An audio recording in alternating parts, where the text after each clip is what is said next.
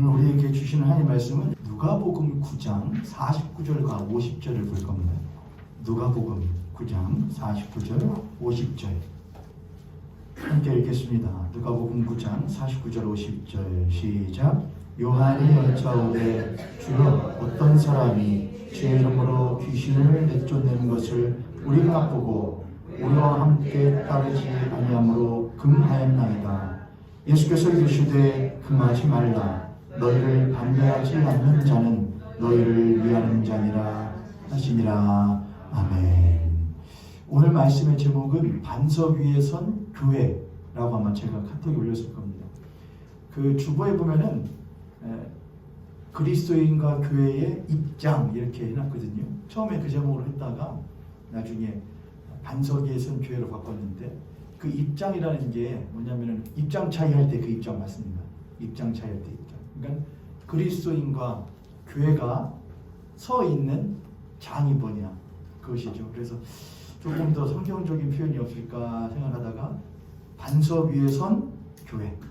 반석이 그리스도인과 교회가 선은 무엇이 되니까 장이 되니까 토대가 되니까 반석 위에 선 그리스도인, 반석 위에 선 교회라고 해도 되겠다라고 생각을 하고 말씀 제목을 잡았습니다.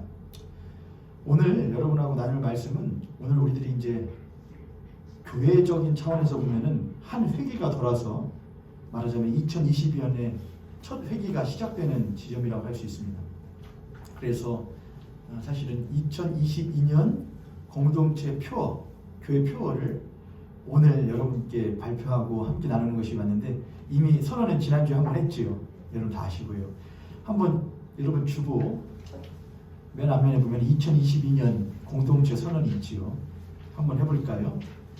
다 한번 주보 앞면을 보시고 시작. 본질에는 일치를, 비본질에는 자유를, 모든 것에는 사랑. 한 번 더 합니다. 본질에는 일치를, 비본질에는 모든 것에는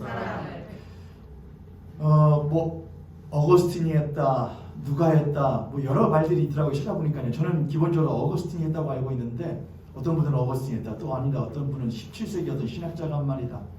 뭐 여튼 간에 누가 했든지 간에 여하튼 이 말이 가지고 있는 의미는 우리들에게 아주 중요한 의미를 줍니다.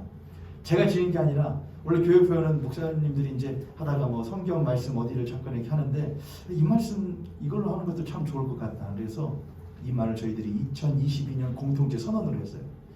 도대체 담임 목사가 왜 저거를 공동체 선언으로 한 해를 지내려고 할까? 오늘 우리가 읽었던 49절과 50절 말씀 보면은 재밌는 사건인데 예수님의 제자 가운데 한 명이 와서 예수님께 그래요. 예수님, 어떤 사람이 주의 이름으로, 그러면 누구의 이름으로죠? 여기서 말하는 주는 누구냐? 예수님을 말해요.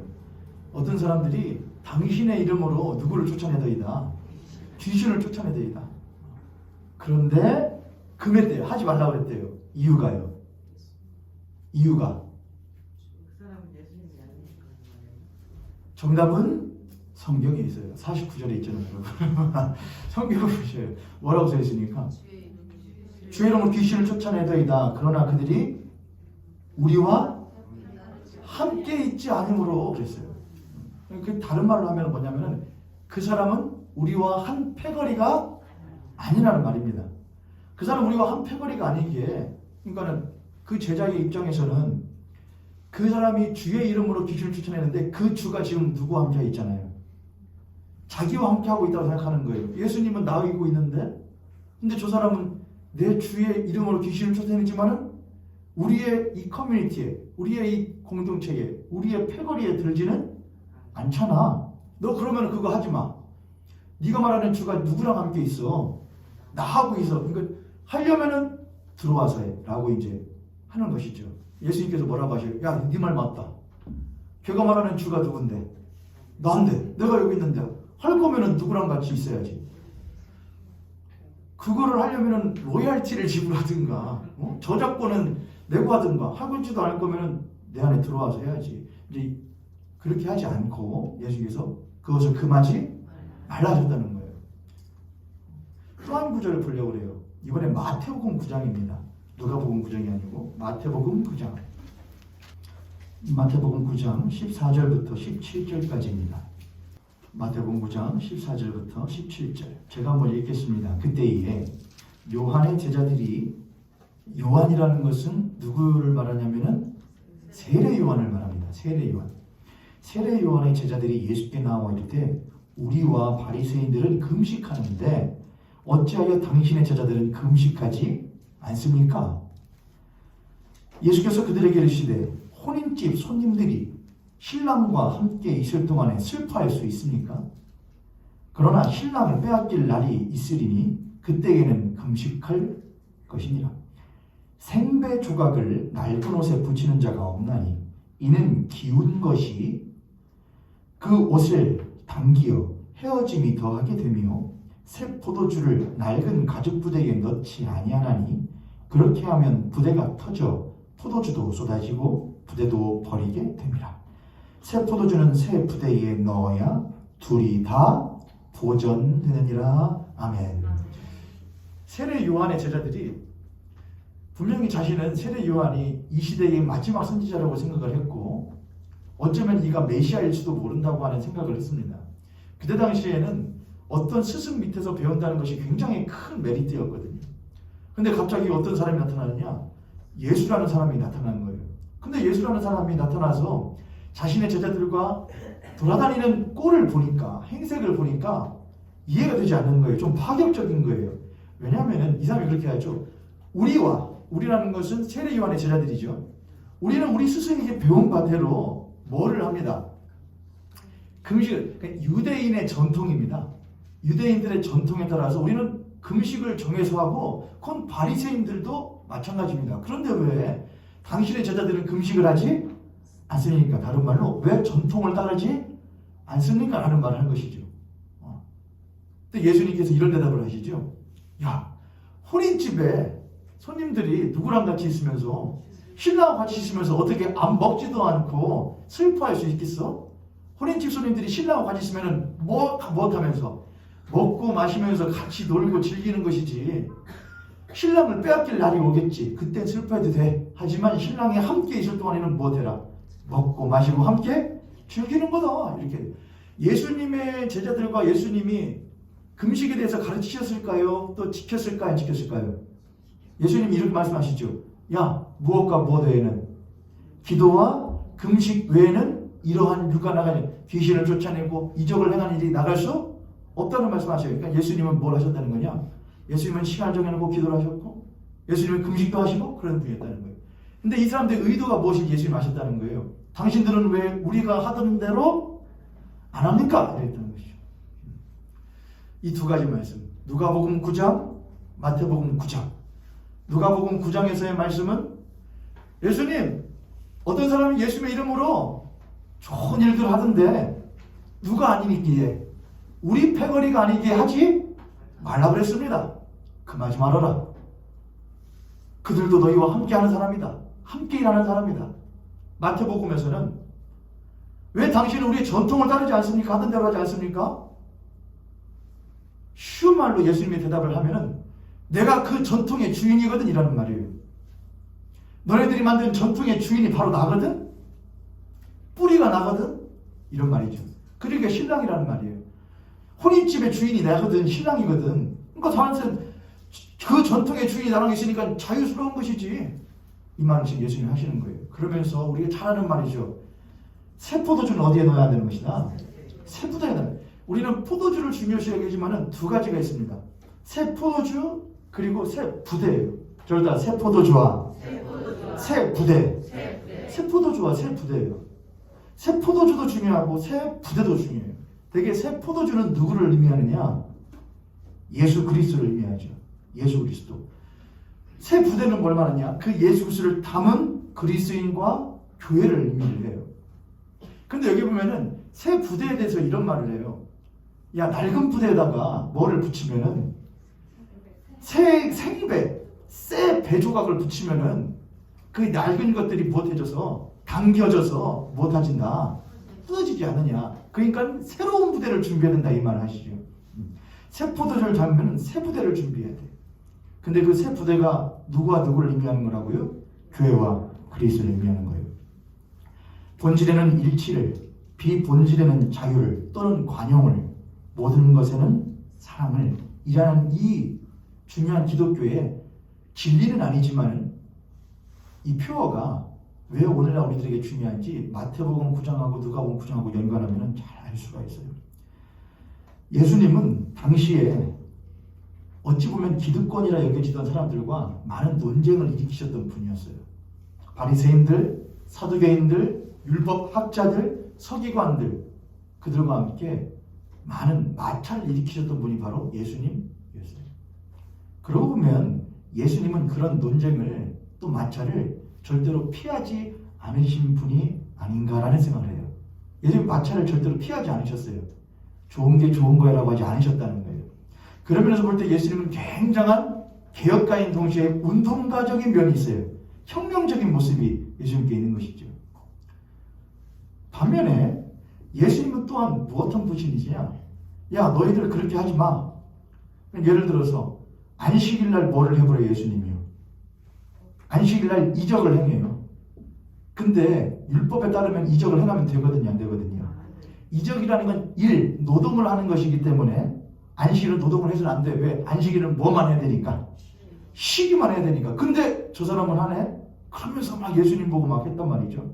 그러니까 예수님 뭐를 어겨버리느냐? 그냥 율법을 어겨버리는 거예요. 그들의 입장에서는. 더러운 병든 사람을 못하네?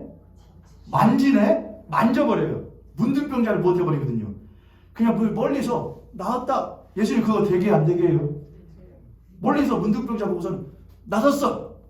나서요, 안 나서요? 나서요. 근데 가서 뭐냐? 만져요. 소경을 만져요. 그러니까 율법에 따르면 부정한 자라 여기는 사람들을 만져요. 누가 와요? 창기가 와요. 창기가 말을 섞어요. 그 당시로 보자면은 소외된 계층인 사마리아 지역에 있는 사마리아 지역인 소외된 계층인 사마리아 지역에 소외된 사람인 여자와 함께 말을 섞어요. 그 당시엔 그랬어요, 여러분. 예수님은 굉장히 보사냐? 기존의 사고방식과 그런 것을 굉장히 막 개혁적인 분이었다는 거예요. 그럼 막 또 욕하면은 오히려 니네들이 잘못한 것이지. 야, 안식일의 주인이 누군데? 난데! 어서 주인한테 하면서 따지죠. 예수님은 좋은 게 좋은 거예요 하신 분이 아니었어요. 반면에 예수님께서는 지켜야 할 것이 무엇인지를 분명하게 가르쳐 주시는 분이었어요. 교회 안에 보면은 또 사람들 사이에 보면 사회 사용을 하다 보면은 항상 뭐가 갈라지게 되냐면은 좌, 또 우, 보수와 진보 이렇게 많이 나눠집니다. 여러분들은 어딘지 모르겠어요, 여러분. 또 개인적으로 성향도 있어요. 개혁적인 성향의 사람이 있어요. 급진적인 사람들이 있는 반면에 조금 더 보수적이고 조금 이렇게 느긋한 성향을 가진 사람들이 있죠. 안주하려는 성향이. 또 어떤 사람은 난 이도 저도 아니야, 나는 중도야. 제가 제일 싫어하는 사람들이 중도예요. 중도가 어디 있어요, 여러분? 솔직히 중도는 없어요, 여러분. 이런 분 있어요. 비겁한 중도는 있을 수 있는데 완전한 중도는 없어요. 뭔가 선택을 해야 되거든요. 여하간 좌우, 보수, 진보, 또 본질이 먼저냐 비본질이 먼저냐 라고 말하면서 예수님이 계실 때도 예수님과 논쟁하던 사람들이 있었고 그러한 사람들이 여전히 오늘날 교회 안에도 있어요. 좌가 먼저야, 우가 먼저야, 본질이 먼저야, 비본질이 먼저야, 이런 가지고 따지는 일들이 교회 안에도 있습니다. 예수님께서는 보수주의자일까? 예수님께서는 진보주의자일까? 예수님께서는 본질 그 자체, 여러분 보수라고 하는 건 뭐냐면은 우리가 그동안 지켜왔었던 전통이나 이념을 그대로 잘 고수해서 사회를 안정시키고 평화롭게 만드는 것에 보수의 초점이 맞춰져 있어요. 우리가 그동안 배워오고 물려온 것을 잘 지키고 고수해서 번영하고 평화롭게 안정적이게 만드는 게 보수의 이념이에요. 진보는 달라요. 진보는 그것보다도 그러니까 한쪽으로만 치우치는 것은 안 되지만 극진보, 극보수는 안 돼요. 근데 좋은 보수는 뭐냐? 잘 받아서 잘 고수해서 잘 물려주는 것. 진보는 뭐냐? 그거보다도 조금 더 개혁적이에요. 기존에 있었던 것이 잘못된 것이 있었다고 한다면은 그런 것들을 깨 부수고 더욱더 새로운 것을 뭔가 찾아가려고 하는 성향이 있는 것이죠. 그런 면에서 볼 때에 예수님은 아주 보수주의적인 분이에요. 그럴 수밖에 없어요. 예수님은 그 전통 자체이시거든요. 그렇죠.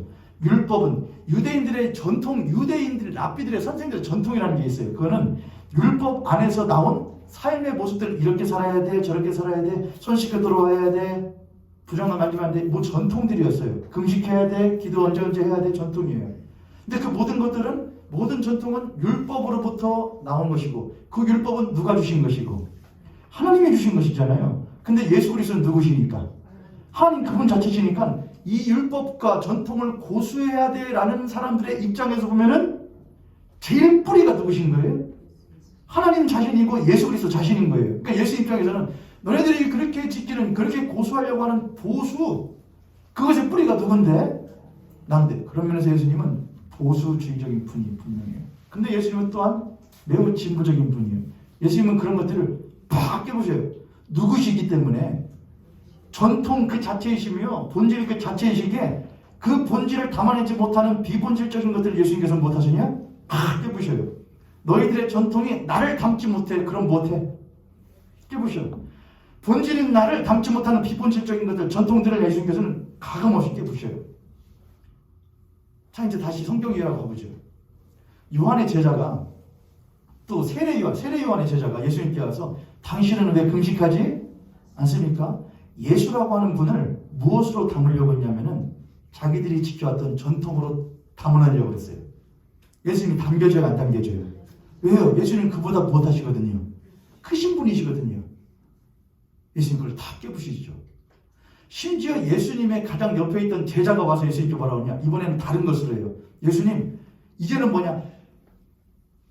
그 세례 요한의 제자가 바리새인들을 들먹이면서 우리가 기득권인데 당신들 왜 기득권의 그것에 따르지 않습니까? 라고 했었는데 이제는 예수님의 제자 가운데서 그걸 뭐하는 사람이냐? 말하는 사람이 있는 거예요.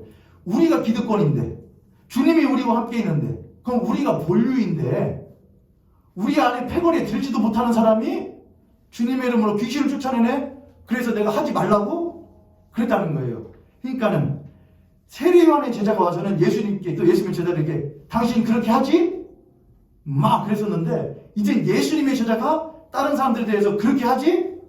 막 그랬다는 거예요. 입장이 바뀌었죠? 예수님의 제자는 자기가 스승이 하는 걸 보면은 그렇구나. 생배 조각을 헝 부대에 붙이면 안 되는구나. 새 부대에 넣어야 되는구나.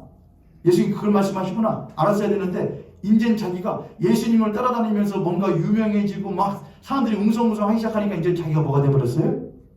자기가 주인이 되고 자기가 기득권이 돼버렸어요. 예수님이 그 제자에게 그렇게 하지 마. 막지 마. 그도 똑같이 우리의 일을 하는 사람이야. 내 패거리에 들지 않았다고 다른 패거리에 있다고 그를 금하지 마. 그렇게 말씀하셨다는 것이죠. 예수 그리스도는 본질 그 자체이신데 그는 세상에 있는 그 어느 것으로도 쉽게 담을 수 없는 분이었어요. 세상은 그 예수 그리스도를 자신의 딱 맞는 그릇 안에다가 예수님을 여기다가 딱 담아야지. 근데 그분은 이것을 차고도 넘치는 분이었어요. 예수님을 내 손바닥에다 싹 감아둬야지. 근데 그 예수님은 손바닥에 담겨지지 않고 사이사이로 싹 다 빠져나가는 그런 분이었어요. 이 세상 그 어느 것으로도 그분을 담을 수가 없었던 거예요. 담을 수 있는 방법은 딱 하나밖에 없어요. 옆으로 가시려는 예수님을 따라서 가야 돼요. 예수님이 빠져나가서 저쪽으로 하셔요? 나는 그쪽으로 가는 걸 원하지 않는데? 그러면 담아낼 수가 없어요. 예수님이 그쪽으로 하시면 그쪽으로 다시 가야 돼. 따라가야 돼요. 그러니까 예수께서 아주 유연한 분인 것처럼 우리도 뭐 해야 되느냐? 유연한 교회가 되어야 돼요. 유연한 그리스도인이 되어야 돼요. 여러분 제일 문제가 뭐냐면은 굳어지는 거예요. 사람 몸 굳어지는 질병 이름 뭐죠? 사람 몸 굳어지는 질병. 파킨슨 질병 아니에요? 파킨슨병? 그렇죠. 몸이 굳어져요. 여러분 이 자리에 몸 유연하신 분 계세요? 저희 집에서는 아마 저희 사모가 제일 유연할 거예요. 머리를 막 땅에다 댔다 무릎에 댔다 막 달려줘요. 저는 절대로 그거 못하거든요. 저는 제 정강이도 안 가요. 정강이도. 허리가 완전히 굳어서. 근데 이 몸에 굳어지는 것보다 더 심한 경직이 있어요. 이렇게 뭐게요, 여러분? 생각이 굳는 거예요. 사고가 경직되는 게 제일 문제예요, 여러분. 사고가 굳어지면은 내 딱딱한 사고 안에서 사람도 담아내지 않으려고 해요. 더는 땡이요. 사고가 경직되면은 내 사고 안에서 심지어 누구도 담아내지 않으려고 그러냐? 예수 그리스도 담아내지 않으려고 그래요. 예수님이 그렇게 했다고? 그럼 안 믿어. 예수님이 창기들과 함께 있었다고? 나는 그럼 예수님 안 믿지. 예수님이 병든 자들과 함께 있었다고? 그럼 안 믿지. 이거는 다들 좋아해요. 근데 예수님이 그러기만 하냐? 그렇지도 않았어요. 예수님은 세리들과도 있어요. 그들은 사회에서는 기득권이었거든요. 예수님은 이쪽도 가고 저쪽도 가요. 저들에게도 가고 이들에게도 가요. 누구에게나 갈 수 있었던 거예요, 예수님은. 근데 양편의 사람들은 그게 싫었던 거예요. 왜 저들한테 가? 왜 저런 사람들한테도 가? 예수님은 누구의 편이 돼줘야 되지? 이게 경직이에요. 딱딱하게 경직되어 있는 것이죠. 왜 우리들의 신앙은 딱딱하게 굳어질까? 왜 우리들의 신학은 딱딱하게 경직될까? 덩달아서 그러한 신앙과 신학을 가진 그리스도인의 이 삶은 왜 딱딱하게 굳어져서 내 교회, 내 가정, 내 신앙 이것만을 고수하게 될까? 원인은 두 가지예요. 제가 볼 때는 첫 번째는 두려움 때문이에요. 아주 극보수의 분들이 있어요, 여러분. 그분들이 빠지지 않고 하는 하나의 주제가 있어요. 뭐냐? 전쟁이에요. 전쟁. 너희들 뭐 겪어봤냐? 전쟁 겪어봤냐? 당연히 안 겪어봤죠. 겪으면 돼요, 안 돼요, 여러분? 안 되죠. 너네 전쟁 겪어야 전쟁 얼마나 무서운 전쟁 모르지요. 겪어보지 않았으니까요. 그러나 그것으로 후세대들을 설득할 수 없어요. 오히려 뭐냐? 내가 너희들에게 전쟁을 겪지 않을 수 있는 다음 세대를 만들어 줄게 라고 말해주는 게 앞세대가 해야 될 말이에요. 그래 안 그래요, 여러분? 너네 전쟁 겪어봤어? 전쟁 겪지도 않았으면서 세상이 얼마나 무서운지도 모르면서 아무리 말해봐야 몰라요. 그러냐? 내가 당한 전쟁을 겪지 않을 수 있는 그런 나라를. 그러면 뭐냐? 앞세대가 시대가 변해가고 시대가 빠르게 변해가는 걸 무엇할 수 있어야 돼요? 그런데 사람이 무서운 일을 겪으면, 사람이 두려운 일을 겪으면은 사람이 그 두려움 속에 무엇해져 버려요? 갇혀져요. 그래서 후세대들도 앞세대들을 절대 무엇만 해서는 안 되느냐? 자, 전쟁만 말하고 그렇게 하면 돼야 안 되냐? 안 돼요, 여러분. 우리도 당하면 그렇게 돼요. 사람 연약해서요. 근데 두려움이라는 걸 깬다는 건 쉽지는 절대로 않은 일이에요. 그래서 내가 이렇게 신앙을 지켰는데 이거 신앙 깨지면 어떡하지? 내가 이렇게 신앙 이때까지 지켰는데 이거 깨어지면 어떡하지? 난 이렇게 믿고 사는데 이게 깨어지면 어떡하지? 난 이렇게 사는 게 내 신앙이고 내 종교라고 말하는 생각인데 그게 깨어지면 어떻게 하지? 두려움이에요. 깨어지면 어떡하지? 부서지면 어떡하지? 예수님께 와서 당신의 제자들 왜 금식 안 합니까? 라고 물어봤던 사람들에게도 근본적인 문제는 두려움이에요. 이 사람이 갑자기 인기를 얻네? 예수라는 사람이 갑자기 영향력이 강해지네? 우리들 것까지 다 뺏어가면 어떡하지 하는 두려움이 있는 거예요. 교회가 있어요. 모현교회 오늘 사무총을 하는데 제가 사무총 하면 이제 이 개수를 정해한 개수를 적잖아요. 인수를요. 인수가 목회자 입장에서 일반적인 세는 점점 인수가 무엇해가야 좋은 거예요, 여러분? 세례교회 인수가 점점 늘어가고 이제 제가 올해로 2015년부터 있으니까 7년 차거든요. 매년 2명씩 하면서도 7년이면 몇 명 됐어야 돼요? 14명이 늘어나 있어야 되죠? 아니에요, 여러분. 비슷해요. 얼마나 감사한지 몰라요, 여러분. 하나님. 부족하죠. 네? 그리고 목사님들 사이에서 이런 게 있어요. 노원주 목사 저번에 저기 모현교 한번 가봤더니 바로 옆에 교회 있대? 아유, 그거만 있는 거 아니에요, 목사님? 저 옆에도 더 위에도 교회 하나 더 있어요. 옆에는 기분의 교회 큰 교회도 있고요. 아, 힘들겠어. 그거 왜 힘든 거예요, 여러분? 이해가 안 돼요. 그게 왜 힘들어요? 그럼 본인들도 교회를 세우지 말아야죠. 그렇죠. 세울 때는 교회가 세워지는 건 좋은 일이라고 그러고 다른 교회 옆에 세워지면 그건 나쁜 일이에요? 그런 걸 뭐 말하느냐? 사기라 그러는 거예요. 장사라는 거예요. 장사요. 저는 그런 두려움이 생길까요? 안 생길까요? 제가 그래서 맨날 그러잖아요. 이런 기도를 하면 안 돼요. 하나님, 모형교회 성도들을 돕소서. 하지만 일반적으로 교회 다니던 성도들을 안 오게 해주시고 정말 예수 믿지 않는 사람들 오면 좋겠다. 네? 정말 예수 믿지 않는 사람들. 뺏기지면 어떡하지? 교회 무너지면 어떡하지? 점점 작아져서 없어지면 어떡하지? 내가 목회하는 동안에 이 교회 작아져서 내 평판 낮아지면 어떡하지? 나 먹고 사는 것 어려워지면 어떡하지? 그런 두려움이 나의 신앙을 점점 딱딱하게 만들어요. 그래서 무엇하게 되느냐? 기존에 있는 성도님들에 대해서 무엇하겠냐? 동료를 가장한 뭘 하기 시작하냐? 강요를 하기 시작해요. 그럼 여러분도 힘들어지셔요. 갑자기는 좋을 수 있어요. 뭔가 일이 되어진 것 같거든요. 그러나 그렇지 않아요. 예수님은 그렇게 일하시지 않으셨거든요. 두려움이 우리를 경직되게 만들어요. 또 하나는 게으름이 우리를 경직되게 만들어요. 게으름. 제가 책상에 오래 앉아있다 보니까 허리가 굳었어요. 많이. 굳어버린 거죠. 근데 이제 굳어진 허리가 편해요. 그래서 굳어진 허리에 맞게 앉으려고 그래요. 자세가요. 오히려 똑바른 자세가 더 몸에 무엇하냐? 불편해요. 세례요한의 제자들과 바리새인들은 유대인의 전통에 따라서 선생들의 전통에 따라서 하다 보니 그 전통에 따라서 충실하게 했을 때 얻어지는 것이 있어요. 그게 뭐냐? 사회적 평판이고 종교적 평판이었어요. 잘해. 대단한 사람들이야. 그들은 그 평판에 익숙해지기 시작했어요. 누구의 평판보다도 주님의 평판보다도 주인의 평판보다 하나님의 평판보다 사람의 평판에 익숙해지기 시작했어요. 그러다 보니 주님이 오셔서 추나를 하시는 거예요.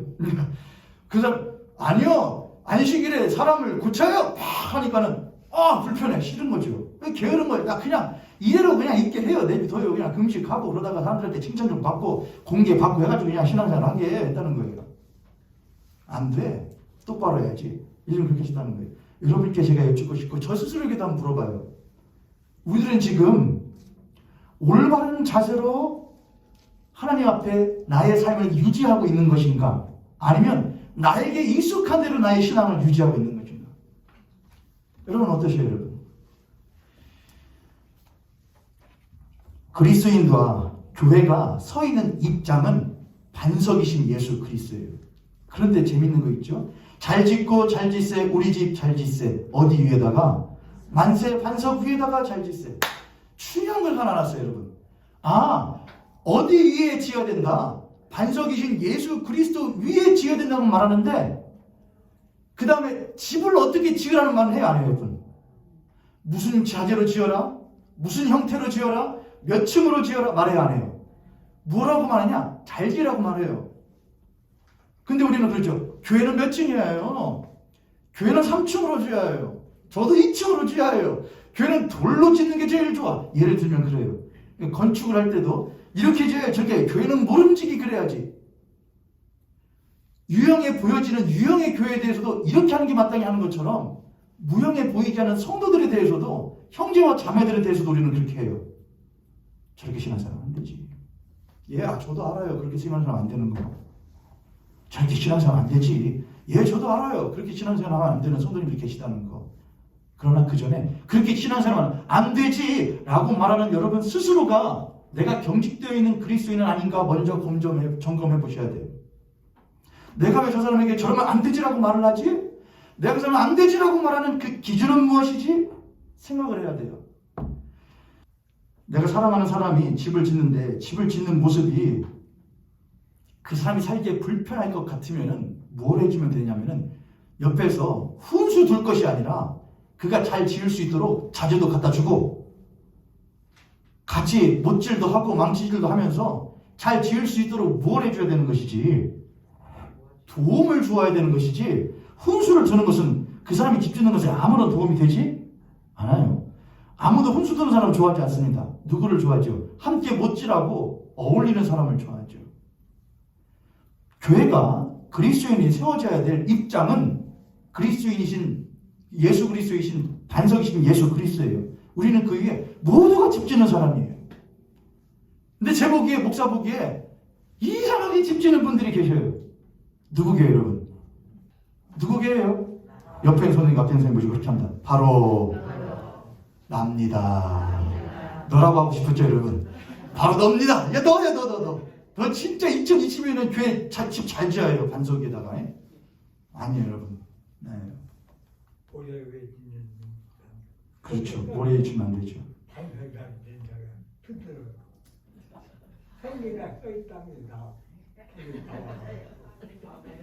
다 들으셨죠? 반석 위에 있기만 한다면 집의 모습은 뭘 갖출 수 있냐? 다양성을 갖출 수 있어요. 다양성. 하나님은 세상을 창조하실 때도 각기 모양대로 창조하셨어요. 각기 모양대로 창조했는데 그것들이 어우러져서 하나님 보시기에 뭐 되느냐? 좋았어요. 교회는 각기 다른 사람들이 모여있어요. 다양한 사람들이 모여있어요. 성향도 달라요. 성별도 달라요. 환경도 달라요. 배경도 달라요. 근데 그들이 모여서 어우러지는 것이 보시기에 못한 거냐? 좋은 거예요. 전부 다 남자들은 검은색 양복을 다 입으시오. 여자들은 하얀색 드레스를 다 입으시오. 그거 어디서 볼 수 있어요, 여러분? 저기 북한 아니면은 저기 어디 통일교 그런 데 가면 볼 수 있어요. 그런 걸 좋아해요. 독재자들이 그런 걸 좋아해요. 교회는 그렇지 않아요. 다양해요. 천차만별이에요. 그런데 그들이 어우러지는 거예요. 본질에는 일치이래요. 본질이 뭐예요, 여러분? 본질은 하나님이에요. 본질은 예수, 우리가 믿는 바 예수 그리스도예요. 그 신앙은 절대로 변하지 않아요. 비본질에는 무엇을? 자유를 이래요. 반영을 이래요. 여러분, 방종이 아니에요. 자유라는 거예요. 그래, 그렇게도 할 수 있겠다. 야, 그렇게도 해볼 수 있겠다. 그것도 좋은 생각이다. 같이 한번 고민해보자.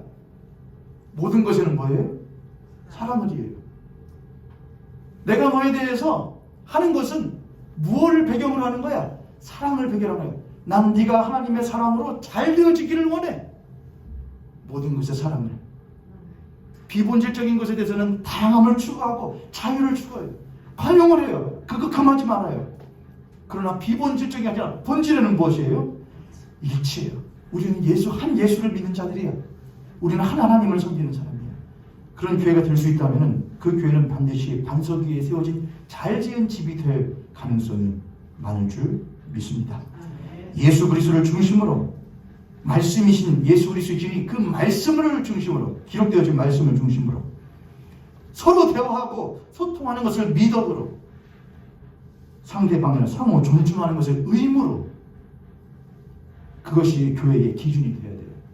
예수 그리스도를 중심으로 말씀을 중심으로 대화를 소통을 미덕으로 존중을 의무로 저를 따라서 한번 하시죠. 예수님을 중심으로 예수님을 중심으로 말씀을 중심으로 대화를 뭐라고 그러죠? 대화를 미덕으로 대화를 미덕으로 존중을 의무로 이 누가 말인 줄 아세요, 여러분? 본질에는 일치를, 비본질에는 자유를, 모든 것에는 사랑을 어거스틴이 했다는 말도 있고 했죠. 금방 했던 것은 노은중 목사님이시라는 말이에요. 자, 교회가 어떻게 하면 될까? 예수님을 중심으로, 말씀을 중심으로 서로 소통하는 것. 어른과 윗세대와 아랫세대가, 남녀가 서로 못하는 것. 대화하는 것을 미덕으로 하는 거예요. 소통하는 것, 들어볼 줄 아는 거예요. 경청할 줄 아는 거예요. 서로 존중하는 것이 의무예요. 의무. 어린 녀석이 뭘 한다고? 신앙 얼마 되지도 않은 것이 신앙생활 이상하게 하면서 아니에요. 그런 의무예요. 상호 존중. 형제와 자매로서요. 말씀을 마치며 여러분께 제안합니다. 균형을 갖추는 것이 중요해요. 나이 기껏 40밖에 안 먹었지만 20대의 저의 모습과 좀 비교해보면은 조금은 깨닫게 되면 균형이 참 중요하구나를 생각을 해요. 균형. 그렇다고 해서 저는 아주 좀 개혁적인 성향이 강한 사람이거든요. 그러나 안정적인 것 참 중요하구나. 이 균형을 맞추는 것, 시소를 저울을 잘 맞추는 게 참 중요해요. 신앙의 균형. 때로는 예수 그리스도를 묵상하면서 예수 그리스도가 우리들의 참된 양식임을 믿으며 이 땅에서 내가 양식이라 여기며 살아왔던 것들, 먹을 것들, 입을 것들, 마실 것들, 누릴 것들, 즐길 것들을 때로는 단호하게 못하고 금식하는 것. 사실 교회는 금식해야 되거든요. 정해놓고 안 먹어요. 그리고 잔치하는 것. 금식하는 것과 잔치하는 것이 어우러지는 것. 균형을 이뤄야 돼요. 때로는 금식하지만 때로는 기뻐하며 잔치하는 것이 중요해요. 두 번째, 교회 안에는 우리가 예수 그리스도께 받은 것은 이거야. 본질은 이거야. 그것이 얼마나 중요한지를 가르쳐주는 참된 어른들이 있어야 돼요. 어른들. 후세대들이 그걸 보고 배워야 돼요. 막 부드러워. 한없이 인자해요. 젊은 사람들 보고 왜 그렇게 하면은 다음에 교회가 어떻게 되냐? 아니, 눈물을 흘리며 기도하는 어른들이 있어야 돼요. 그들에게 한없이 본질을 추구할 수 있도록 도와주는 그런 어른들이 있어야 돼요. 그리고 자신의 삶으로, 말이 아닌 훈수가 아닌 자신의 삶으로 그들에게 본질이 무엇인지를 가르쳐주는 참된 어른, 참된 선생이 교회 안에 필요해요. 2022년 한 해에 그런 선생과 어른이 우리 모형교회에 나올 수 있기를, 또 이미 계신 우리 선생과 어른들이 더욱더 공고해질 수 있도록 함께 기대해 주시기를 부탁드립니다. 또한 교회 안에는 운동가도 필요해요. 목사님 이렇게 해야 되지 않습니까? 우리 저렇게 죽어가는 사람들과 세상을 향해서 이런 일을 한번 해야 되지 않습니까? 죽어가는 환경과 만물을 위해서 이런 일도 한번 해야 되지 않겠습니까? 필요해요. 목사님 교회에 이런 것은 필요 없을 것 같습니다. 근데 대개는 개혁가들이 좀 못하잖아요, 여러분요. 말할 때 그렇게 하면 눈이 벌써 좀 커지고 목소리가 높아지잖아요. 근데 조금 이제 개혁하고 운동하는 분들은 조금 더 톤을 다운시켜서 목사님 이 정도 한번 해보면 어떨 것 같습니까? 이렇게 하면 어떨까요? 어른들에게도 이렇게 하면 좋을 것 같습니다. 그런 개혁가와 운동가들도 있는 우리 모형교회가 될 수 있기를 축복합니다. 마지막으로 하나님과 인간 사이에 다리 놓는 사람이 되어서 하나님과 깊이 대화할 줄 아는, 소통할 줄 아는 교회. 하나님과 더불어서 세상과 깊이 소통할 줄 아는 교회가 돼요. 그래야 다리를 놓을 수 있어요. 하나님과만 소통하는 사람은 절대로 세상과 하나님 사이에 다리를 놓아줄 수가 없어요. 그래서 하나님과 우리 사이를 화목하게 하시기 위하여 화목제물 되신 예수 그리스도는 그래서 친히 그 말씀이 무엇이 되시어서 육신이 되셔서 우리와 함께 거하시며 소통을 하셨어요. 교회가 그래야 돼요. 맨날 산속에 들어가서 기도만 하고 하나님 말씀 본다고 그 사람이 하나님 사람이 되느냐? 하나님 사람이 될지 몰라도 예수의 사람이 될 수는 없어요. 그리스도인이 될 수는 없어요. 그리스도인은 하나님과 대화하고 세상과 대화하여 그 사이에 대화에 장을 놓고 다리를 놓아주는 사람이에요. 우리 모형교회가 그런 교회가 될 수 있기를 주님의 이름으로 간절히 축복합니다.